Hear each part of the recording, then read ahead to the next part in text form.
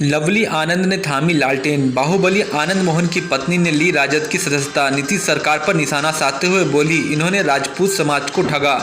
बिहार विधानसभा चुनाव में आचार संहिता की घोषणा के बाद जोर तोड़ की राजनीति भी शुरू हो गई है। यहां तक कि जो बड़े नेता हैं वह अपने लिए ठिकाना भी ढूंढने लगे हैं। इसी के तहत बाहुबली नेता आनंद मोहन की पत्नी लवली आनंद ने भी सोमवार को राजद की लालटेन पकड़ ली है। पूर्व मुख्यमंत्री राबड़ी देवी से उनके आवास पर जाकर उन्होंने मुलाकात की, जिसके बाद पार्टी के प्रदेश अध्यक्ष जगदानंद सिंह ने उन्हें पार्टी की सदस्यता दिलाई। इस अवसर पर लवली आनंद के बेटे चेतन आनंद भी वहां मौजूद थे। कयास लगाया जा रहा है कि लवली आनंद अपने लिए और अपने कुछ नज़दीकी लोगों के लिए राजद से टिकट ले सकती हैं। चुनाव की तैयारी, कम मतदाता वाले बूथों पर रिसर्च होगा। अधिकारियों की विशेष टीम खंगालेगी कारण। कम मतदाता वाले बूथों को लेकर रिसर्च होगा। मतदान का प्रतिशत क्यों कम रहता है और मतदाताओं में जागरूकता क्यों नहीं आ रही है, इस दिशा में काम किया जाएगा। प्रदेश के सभी जिलों में कम प्रतिशत वाले मतदान केंद्रों पर इस पड़ताल के लिए एक विशेष टीम को लगाया जाएगा, जो कारण खंगालने के लिए 7 मतदाताओं को मतदान के लिए जागरूक करने का काम करेगी। पटना में रविवार को टीम का गठन कर लिया गया है, जो काम पर लग गई है। बिहार में 500 से ज़्यादा ऐसे मतदान केंद्र चिन्हित किए गए हैं जहां वोट का प्रतिशत चौंकाने वाला होता है। मतदाताओं में वोटिंग को लेकर उत्साह नहीं दिखता है। ऐसे बूथों को इस बार टारगेट करते हुए काम किया जा रहा है।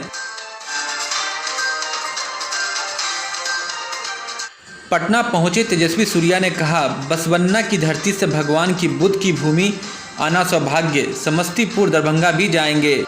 बिहार विधानसभा चुनाव के ऐलान के बाद अब प्रचार की बारी है। पार्टियां हर वर्ग के वोटरों को रिझाने के लिए प्रचार योजना तैयार कर रही है। युवाओं पर सबसे अधिक जोर है, क्योंकि मतदाता सूची में इस बार कुल वोटरों में आधा से अधिक युवा वोटर हैं। इस बार सूची में कुल 7 करोड़ 18 लाख वोटरों में 3 करोड़ 66 लाख 34 हजार युवा हैं। इसलिए हर पार्टी के लिए युवा अहम है। इसी क्रम में भारतीय जनता युवा मोर्चा के अध्यक्ष तेजस्वी सूर्या आज पटना पहुंच चुके हैं। महाराष्ट्र के पूर्व सीएम और बिहार भाजपा के चुनाव प्रभारी देवेंद्र फडणवीस के साथ कार्यक्रम में भाग लेंगे। मुजफ्फरपुर में अलर्ट पर पुलिस। चुनाव को लेकर नक्सल प्रभावित पश्चिमी दियारा में एसएसबी का फ्लैग मार्च तैयारी शुरू। विधानसभा चुनाव के ऐलान के साथ सशस्त्र सीमा बल ने पश्चिमी दियारा के नक्सल प्रभावित इलाकों में फ्लैग मार्च किया। इसके नेतृत्व additional SP operation Vijay Shankar Singh और पारू एसएसबी के कंपनी कमांडर ऋतु राज कर रहे थे। चुनाव को लेकर मुजफ्फरपुर पुलिस ने तैयारी शुरू कर दी है। उसी के तहत नक्सल प्रभावित इलाके में फ्लैग मार्च किया गया। पश्चिमी दियारा के संदिग्ध नक्सलियों को चिन्हित किया जा रहा है।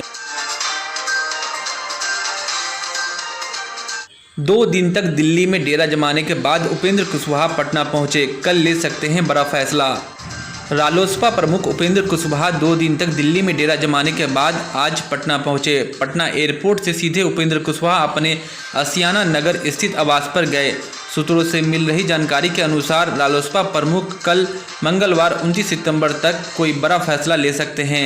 रालोसपा ने भी अब तक महागठबंधन छोड़ने का ऐलान नहीं किया है। चर्चा है कि कांग्रेस के शीर्ष नेता रालोसपा को मनाने में लगे हैं।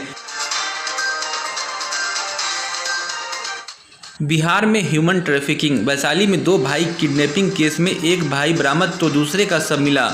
वैशाली के बिदुपुर में 2 भाइयों के अपहरण मामले में वैशाली पुलिस ने जहां एक भाई को नगर थाना क्षेत्र से किया बरामद, वहीं दूसरे भाई का शव मुजफ्फरपुर के कांटी से बरामद किया। इस मामले में पुलिस ने कई लोगों को गिरफ्तार किया है। जानकारी के मुताबिक ये सारा मामला ह्यूमन ट्रैफिकिंग से जुड़ा बताया जा रहा है। वैशाली पुलिस की टीम जिले के नगर थाना क्षेत्र और मुजफ्फरपुर में कार्रवाई कर रही है। पुलिस ने 2 अन्य बच्चों को भी बरामद किया है। बरामद तीनों नाबालिग हैं। वहीं मृत बच्चे की उम्र लगभग 10 साल बताई जा रही है। वैशाली एसपी मनीष कुमार ने पुष्टि करते हुए बताया कि पुलिस की कार्रवाई अभी चल रही है। कार्रवाई के बाद ही कुछ बताया जा सकेगा। सुशांत केस पर बोले अनिल देशमुख, हमें नतीजे का इंतजार है, देखिए सीबीआई क्या जांच करती है। एक्टर सुशांत सिंह राजपूत की मौत के मामले में महाराष्ट्र के गृह मंत्री अनिल देशमुख ने कहा है कि सुशांत सिंह राजपूत मामले की जांच मुंबई पुलिस पेशेवर रूप से कर रही थी, लेकिन उसे अचानक सीबीआई को सौंप दिया गया। हम भी बड़ी बेसब्री से उनकी जांच का इंतजार कर रहे हैं। लोग पूछते हैं कि क्या वह आत्महत्या करके मरे या उनकी हत्या कर दी गई। हम जाँच के परिणाम का इंतजार कर रहे हैं।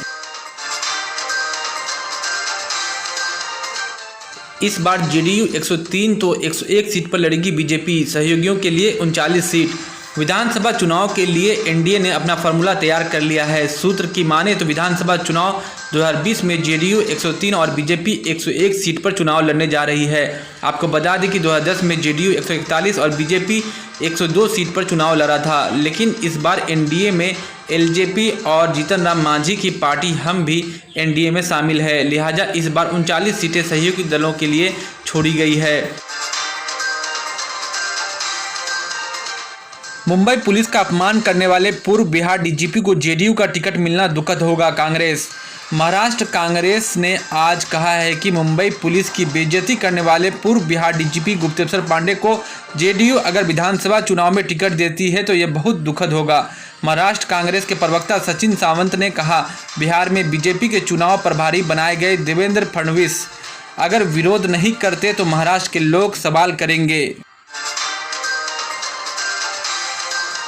बिहार एसएसबी के जवान कर रहे हैं बाढ़ पीड़ितों को रेस्क्यू, तारीफ करते नहीं थक रहे लोग।